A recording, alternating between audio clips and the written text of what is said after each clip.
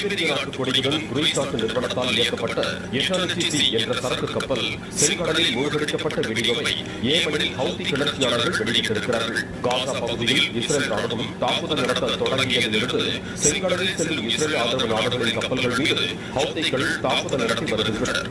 இதுவரை 100க்கும் மேற்பட்ட கப்பல்கள் தாக்கப்பட்டிருக்கின்றன. ஹமாஸ் இஸ்ரேல் இடையே போர் நிறுத்த ஒப்பந்தம் குறித்த பேச்சுவார்த்தை நடைபெற்று வரும் நிலையில் கப்பல்கள் மீதான தாக்குதலை நிறுத்தியிருந்த ஹவுதிகள் இந்த வாரம் எட்டர்னிட்டி உள்ளிட்ட 2 கப்பல்கள் மீது தாக்குதல் நடத்தியது.